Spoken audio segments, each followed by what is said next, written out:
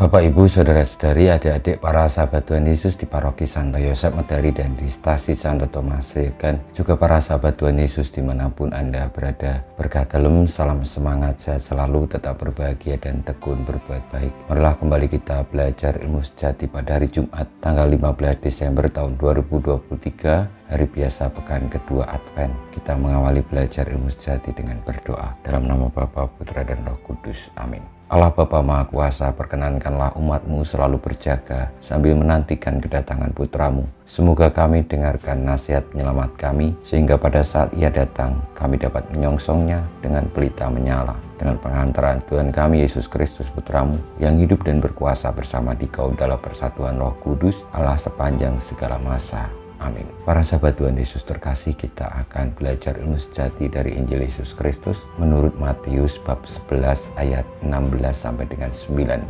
Yesus berkata kepada orang banyak, "Dengan apakah akan kuumpamakan angkatan ini? Mereka itu seumpama anak-anak yang duduk di pasar dan berseru kepada teman-temannya, 'Kami meniup seruling bagimu, tetapi kalian tidak menari. Kami menyanyikan kidung duka, tetapi kalian tidak bergabung. Sebab Yohanes Pembaptis datang, ia tidak makan dan tidak minum, dan mereka berkata, ia kerasukan setan. Kemudian Anak Manusia datang, ia makan dan minum, dan mereka berkata, lihatlah seorang pelahap dan peminum, sahabat pemungut cukai dan orang-orang berdosa. Tetapi hikmat Allah dibenarkan oleh perbuatannya.' Demikianlah sabda Tuhan.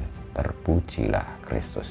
Saudara-saudari, Bapak, Ibu, para sahabat Tuhan Yesus yang terkasih, pada masa Advent ini marilah kita bertekun di dalam iman kita kepada Tuhan Yesus. Karena Tuhan Yesus bersabda bahwa dengan apakah Ia akan mengumpamakan angkatan yang tidak percaya kepadanya. Karena Yohanes Pembaptis datang mewartakan kebaikan, tetapi orang lalu mulai mempertanyakan siapakah Yohanes Pembaptis itu dan apa kuasanya. Lalu juga Tuhan Yesus datang ke tengah-tengah kita, Sang Anak Manusia. Dipertanyakanlah siapakah Tuhan Yesus itu. Maka lalu Tuhan Yesus disebut sebagai anak Allah. Bukankah Dia hanya seorang manusia biasa yang juga memiliki kelemahan?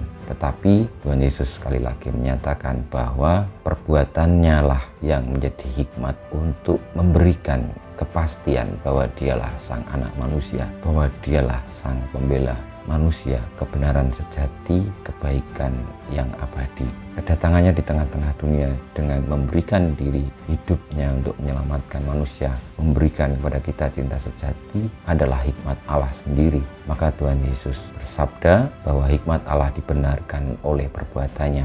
Maka Dialah Sang Sabda, Dialah hikmat Allah itu sendiri. Maka saudara-saudari yang terkasih, marilah kita percaya akan Kristus, karena yang telah dilakukan oleh Tuhan Yesus itu adalah hikmat Allah. Dengan demikian kita bisa memandang, mengerti, memahami, menerima Yesus adalah Sang Anak Manusia, Yesus adalah Putra Allah, Dialah kehadiran Allah yang dinanti-nantikan untuk membebaskan kita dari kedosaan kita, dari hidup duniawi yang membelenggu kita. Kita mohon berkat Tuhan, semoga kita menjadi angkatan orang-orang yang percaya kepadanya dan tetap hidup oleh karena sabdanya dan berjalan di dalam ajarannya yang menuntun kita kepada pembebasan sejati, yakni keselamatan kekal. Kemuliaan pada Bapa dan Putra dan Roh Kudus, seperti pada permulaan, sekarang, selalu, dan banyak segala abad. Amin.